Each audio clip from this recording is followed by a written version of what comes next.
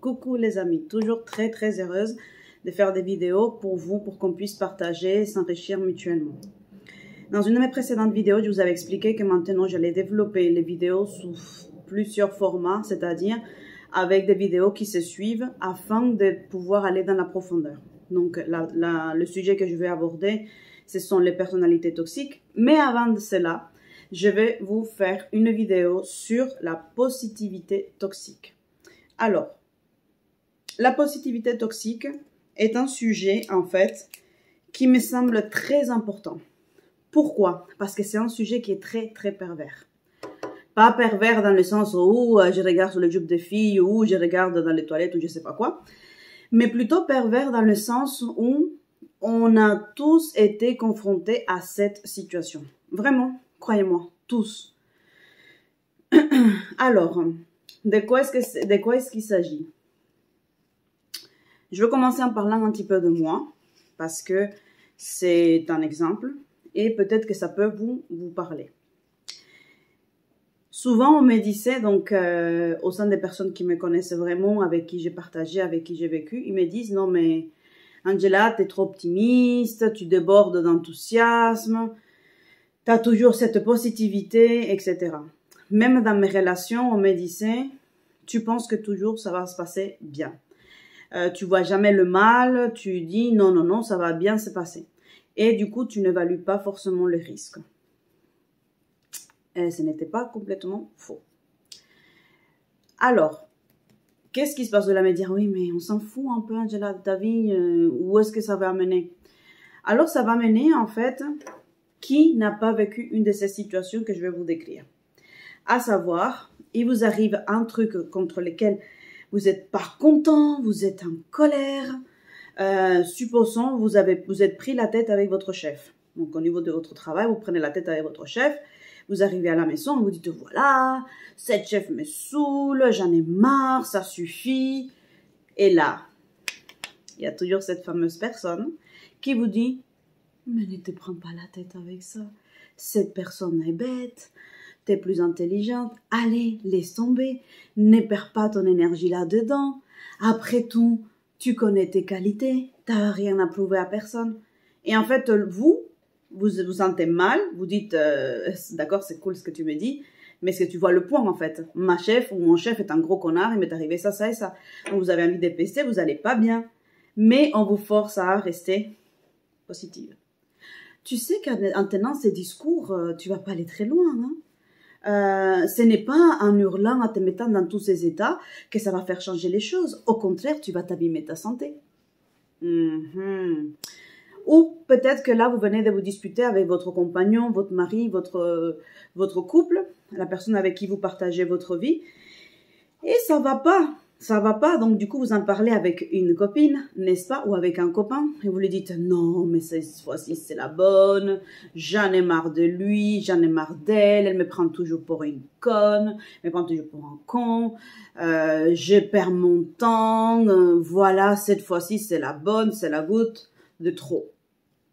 Et là, mais ne t'inquiète pas, tu vas voir, ça va s'arranger, il faut que tu sois un petit peu plus positive. Et voilà, voilà les scénarios qu'on a déjà écoutés. Mais on peut le voir aussi dans la famille. Vous êtes en train de dire quelque chose au repas de famille et vous dites non, mais vous comprenez... par exemple, on est en train de préparer le repas de Noël ou les fêtes de fin d'année, peu importe. Et là, vous dites, non, mais voilà, je pense que ça serait mieux qu'on commence plus tôt ou qu'on évite l'alcool parce qu'en fait, ça finit toujours en freestyle. Mais qu'est-ce que t'as ramené toujours cette négativité? Sois positive, enfin, voyons, qu'est-ce qui te prend? Tout va bien se passer. Et en fait, vous le savez très bien que ça va mal se passer. Et vous avez la preuve, ça s'est mal passé. Donc, tout ça, ce que je vais développer dans cette vidéo, c'est la positivité toxique. Qu'est-ce que c'est cette positivité toxique?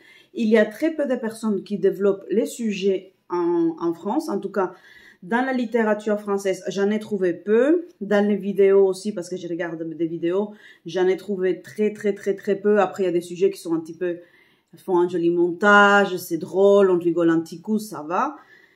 Mais quand on veut aller vraiment dans quelque chose d'un petit peu plus scientifique, un petit peu plus poussé, c'est plutôt du côté anglo-saxon qu'on va trouver les réponses. Donc, la positivité toxique est vraiment une pathologie. Est une pathologie, pourquoi? Parce qu'en fait, on nous rend coupables, on se sent mal de vivre des choses qui ne sont pas positives. On se sent mal de raconter notre malaise. On se sent mal d'expérimenter des choses qui nous blessent, des choses qui nous font du mal parce que on n'a pas de bonnes vibrations. On ne parle pas de ces choses-là ici. On essaye quand même de maintenir des bonnes vibrations. Allez, un des perdus dit se retrouver, n'est-ce pas? Oui, mais en fait, si je veux celui que je viens de perdre, j'ai envie quand même qu'on en parle. J'ai pas envie que vous me disiez que je vais en trouver 10 autres, mais j'en veux pas 10. Je veux celui que je viens de perdre, ou tout simplement, peut-être que je ne le veux pas. Je voudrais juste comprendre ce qui m'est arrivé dans cette relation, faire mon deuil, avancer, vider mon sac. Et le pompon, c'est quand vous allez voir une thérapeute et que la thérapeute, elle vous dit « C'est pas grave, vous méritez bien mieux, vous allez voir. Vous allez trouver une personne qui vous corresponde, mais je ne vous ai pas demandé si je mérite ou je ne mérite pas. Je suis juste en train de vous exprimer quelque chose qui me blesse sur le moment et dont j'ai envie de faire le point. » Donc, cette fausse positivité, parce que pour moi elle est fausse, on nous force à donner une image de nous comme quoi tout va bien. Ça va? Mais oui, ça va. Voilà, ça va. Les vacances, oui, ça s'est très bien passé. Mais en fait, vous êtes en train de rouspéter parce qu'il a plu pendant toutes vos vacances. Et les enfants, ça va bien? Mais oui, bien sûr. Que c'est des enfants, tout va bien. Mais en fait, vous êtes énervé parce que vous venez d'apprendre que votre enfant, il ne sait toujours pas lire. Vous êtes énervé parce que vos enfants, ils font pas les nuits, etc. Quand on vous demande la grossesse, ça se passe bien, mais oui, tout va bien, mais en fait, vous êtes énervé parce que vous avez peut-être besoin d'aide, parce que, j'en sais rien, qu'est-ce qui se passe. Mais, on se force à donner une image. Et alors, le travail, impec. Comme d'habitude, bon, moi, j'adore mon métier, hein. Après, c'est l'équipe, mais bon, c'est qu'un détail. On apporte tellement à ses enfants. On apporte tellement, je sais pas, à ses patients, peu importe. Donc, on est dans un environnement, dans un monde où on s'efforce à avoir toujours le sourire, à avoir les positive vibes, hein, soyons bien, tout va bien, tout est lisse, tout est parfait, tout est merveilleux et on n'ose pas aller explorer les différentes émotions qu'on peut éprouver en tant qu'être humain. Il faut savoir, je l'ai déjà dit, que les 5 doigts de la main sont différents et qu'en fait, on n'a pas une seule émotion, à savoir la joie. Non, on n'a pas que la joie. On a la tristesse. On a le droit d'être triste. On a le droit de se sentir triste parce qu'on a perdu quelqu'un qu'on aime. On a le droit d'être triste parce qu'en fait, on s'est posé sur la balance, on s'est rendu compte qu'on a pris du poids. Mais en fait, on n'ose pas le dire. Pourquoi? Parce que de toute façon, avec tout ce que tu manges, c'est normal que tu aies pris ces poids-là. Mais t'as plus qu'à te mettre au régime. Il n'y a pas de problème. Tu vas vite retrouver ton poids. Ok, mais en fait, j'ai quand même le droit de me sentir déçue, triste, écœurée, énervée. J'ai le droit d'explorer toutes ces émotions, en fait. J'ai pas uniquement l'option positivité à expérimenter. D'autre part, nous avons aussi le mécontentement. Ben, je suis pas contente. Mon salaire, c'est le 10 et nous sommes le 15 et j'ai toujours pas mon salaire. Je suis pas contente, je suis agacée, je suis déçue parce qu'on m'avait dit vraiment que cette fois-ci, il serait à l'heure, mais mon patron, il me prend toujours pour une nouille en fait. Et j'ai le droit de me sentir mal. Mais en fait, c'est pas grave. De toute façon, vous ferez de votre mieux, n'est-ce pas? Mais oui, c'est pas grave. Ah, je peux pas avoir le congé pour les 24. Non, mais c'est pas grave, on va s'arranger. Mais bien sûr qu'on va s'arranger. On va trouver toujours une solution. Il y a toujours une solution. Il y a quel amour après tout qu'il n'y en a pas. Mais en fait, à l'intérieur, vous savez très bien que ça ne vous arrange pas. Vous savez très bien que vous avez envie de passer vos fêtes en famille. Ou que tout simplement, je ne sais pas, vous voulez travailler les 24 parce que vous voulez le double salaire. Il y a tous les cas de figure. Je vous donne des exemples comme ça au hasard. Quand c'est des choses personnelles, je vous l'ai dit. Là, je vous donne des exemples au hasard. Prenez ce qui résonne en vous. Et sachez que vous avez le droit à expérimenter, comme je viens de vous le dire, toutes ces différentes émotions. On a le droit d'être content, on a le droit d'être agacé, on a le droit d'être en colère, on a le droit d'être triste, on a le droit d'être aigri, on a le droit de rouspéter parce que ouais, mais on a le droit. Aussi, quand on pense par exemple au cycle féminin, les hormones, etc., ce n'est pas de l'hystérie. Ce sont ces hormones-là qui peuvent avoir un impact sur nous et ce n'est pas la peine de nous dire « Oh, t'as tes trucs, c'est pour ça que tu râles. » Non, ce n'est pas la peine d'appuyer sur ça. On a un cycle et toutes les femmes ne réagissent pas pareil. Peut-être que oui. Je vais être sensible à tel moment du cycle, mais les hommes aussi. Peut-être qu'à la fin du mois, ils sont agacés parce qu'au niveau du travail, ils vont avoir plus de pression. Ou peut-être au début du mois parce qu'on va lui demander de faire le bilan de ce qui s'est passé le mois d'avant. Peut-être qu'il y a de la marchandise à mettre dans les rayons si vous travaillez dans un secteur commercial, etc. Donc, quand on vous dit en fait, non, tout va bien, la vie est belle, de toute façon, il faut avoir la mentalité positive parce que tout va bien se passer. Et après tout, ça ne sert à rien de s'angoisser parce que ça ne va pas résoudre le problème. Mais arrêtez de penser que ça ne va pas résoudre le problème. Ce n'est pas une histoire, avoir une émotion, ce n'est pas ça qui va résoudre ou pas un problème.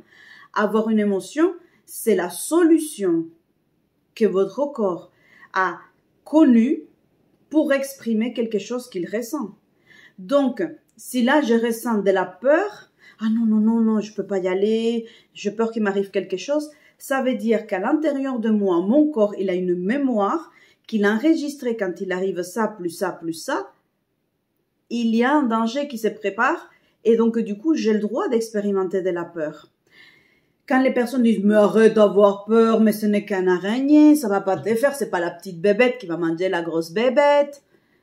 Arrêtez avec ces genres de réflexions parce que vous ne savez pas qu'est-ce que le corps est en train d'expérimenter. Les personnes qui ont peur du monde, de la foule, les agoraphobes, mais ces personnes-là, elles vont avoir les mains moites dès qu'elles commencent à avoir du monde.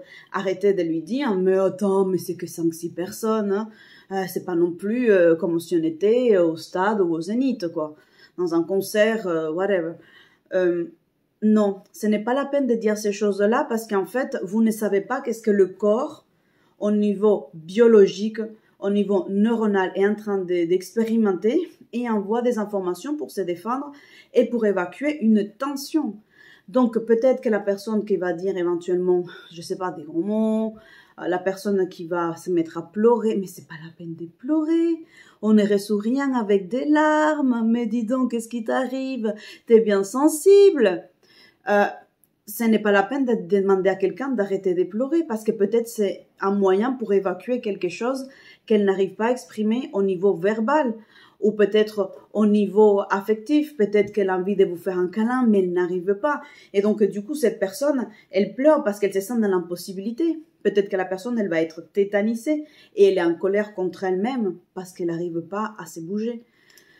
Donc, la positivité toxique, et on en parle de positivité toxique dans ce que j'ai compris, de ce que j'ai lu, ce que j'ai envie de partager avec vous, c'est que c'est une façon de régner une partie de vous. Et une partie de vous qui a le droit et qui mérite d'exister. C'est régner, en fait, une partie qui est là, en fait, pour vous aider, pour vous protéger. Une partie qui est là pour vous dire, mais j'ai des choses que j'ai vécues et que peut-être on peut soigner ensemble ou que peut-être je te les rappelle pour pas qu'il t'arrive les mêmes choses. Donc, les émotions, elles ont plusieurs facteurs. Un facteur d'expression émotionnelle. Elles ont une fonction aussi de vous protéger parce que des fois, vous oubliez les leçons de la vie. Donc, du coup, l'émotion, elle est là pour vous dire « Attention, attention, attention, il peut se passer quelque chose, on le connaît. » Et donc là, on peut avoir des tremblements, on peut avoir la transpiration, on peut avoir bégaiement, on peut avoir des extensions de voix. Le fait de râler, etc., ça montre qu'il y a quelque chose qui n'a pas été soigné à l'intérieur de nous et qui n'est pas suffisamment solide. Ça montre une souffrance aussi de notre enfant intérieur et qui se manifeste par effet miroir. Donc, allons explorer pourquoi est-ce que je suis en train de râler, à quoi est-ce que ça me rappelle, à quoi est-ce que ça me renvoie. Donc, nos émotions sont là pour nous aider. Elles ne sont pas là pour nous dire qu'on a des positives ou de mauvaises attitudes. On n'est pas là pour nous féliciter parce qu'en fait, on a des good vibes ou pas. Ou parce que ceci est meilleur que cela. Donc, quand quelqu'un essaye de vous bloquer au niveau de vos émotions, vraiment, n'hésitez pas à leur dire et à leur faire comprendre que toutes vos émotions ont le droit d'exister. Toutes vos émotions ont le droit de s'exprimer et de vivre parce que chaque émotion, elle va vous permettre de mieux vous connaître et d'évacuer et de ne pas garder en vous un trop-plein. Pourquoi est-ce qu'on parle de positivité toxique? On va parler de positivité toxique simplement parce que, à force de renier ce que vous ressentez, ça devient dangereux. Ces personnes-là qui sont sans arrêt à vous dire, à vous canaliser, à vous dire « Mais t'es vraiment négative, hein? Arrête d'être négatif comme ça. Vois le côté positif des choses, tu vas pouvoir trouver un meilleur emploi. » Et en fait, ces personnes-là, elles vont avoir un impact sur vous, de renier une partie de vous, mais aussi de vous servir. Vous allez devenir une personne qui va dépendre, soit disons d'un petit coach émotionnel qui vous dise sans arrêt quelles sont les bonnes émotions et les mauvaises. Vous allez vous déconnecter de votre réalité émotionnelle parce qu'on n'a pas tous la même horloge émotionnelle. On n'est pas tous le même timing. Il y a des personnes qui vont s'enflammer et pouf, ils vont descendre vite. Il y en a d'autres qui vont s'enflammer, rester des mois, il y en a d'autres des heures, etc. Peu importe. Et donc, du coup, le fait d'être sans arrêt ou d'écouter des personnes qui vous disent que c'était pas la peine de vous mettre dans cet état-là, mais le risque, vraiment, c'est de ne plus être connecté avec la réalité de vos émotions. C'est-à-dire ne pas savoir quand est-ce qu'il faut sourire, ne pas savoir si une nouvelle elle est bonne ou mauvaise, ne plus savoir quelle attitude adopter, ne pas savoir quel compliment faire. Donc, en fait, vous allez être déconnecté au niveau d'une réalité émotionnelle personnelle, donc individuelle, et ensuite collective. Vous allez aussi devenir une personne castratrice des émotions des autres. Donc, quand on est déconnecté de ces émotions, on va mettre notre corps physique dans un état de détresse émotionnelle. Pourquoi? Parce que les larmes, par exemple, si vous empêchez de pleurer, les larmes, c'est quelque chose qui va évacuer une tension et qui va permettre de faire de la place pour les nouvelles émotions. Ça va... ça apaise. Donc, du coup, le système nerveux, il va redevenir à la normale. Mais si vous êtes en train de faire bloc, bloc, bloc, vous allez renier ces émotions et vous pouvez vous rendre malade. Donc, c'est vraiment dangereux.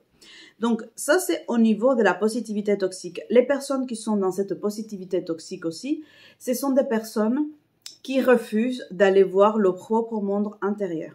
Ce sont des personnes qui ne veulent pas aller explorer le monde intérieur parce que ça leur fait peur. Donc, du coup, comme ça les fait peur, ils vous empêchent aussi d'aller voir votre monde intérieur parce que ça les renvoie à des choses qu'ils ne veulent pas soigner, qu'ils ne veulent pas guérir. Ce sont des personnes aussi qui ne vous écoutent pas. Ce sont des personnes qui refusent de vous écouter. Ils ont toujours un mot à vous dire, un conseil à vous donner, mais ils ne vont pas écouter ce qui se passe en vous. Il n'y a pas une écoute bienveillante, il n'y a pas du respect de vos sentiments, de ce que vous traversez. Donc, c'est pour ça que des fois, vous dites « j'ai l'impression ». Et là, on peut faire des burn-out, on peut faire une dépression, on peut faire les personnes qui sont vraiment dans cette absence d'écoute et de bienveillance, elles peuvent vraiment aussi mettre leur vie en danger. Je ne suis pas en train de devenir de la positive Angela, etc., à la catastrophe, mais il est très important d'aller dans un réalisme, d'aller dans une concrétisation de ce que je suis en train de vivre. Ce n'est pas d'aller ni dans le plus, ni dans le moins. C'est d'aller dans Qu'est-ce qui se passe ici et maintenant qui peut être prouvé, quantifié et validé par d'autres personnes? C'est-à-dire, si j'étais licenciée, je ne me suis pas fait un film. Je peux demander à un collègue, est-ce que j'étais licenciée? Le collègue va dire, oui, tu as été licenciée. Je peux le vérifier dans ma fiche de paye parce que le mois prochain, je ne toucherai pas de salaire. Donc, c'est quelque chose ce n'est pas un film que je suis en train de me faire, c'est une réalité, c'est quelque chose du concret qui peut être vérifiable.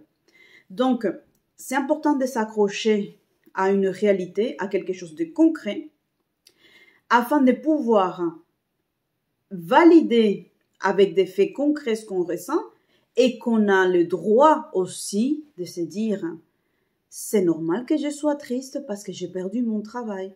Ça me donne une stabilité, ça me donne des revenus fixes, etc. Peu importe.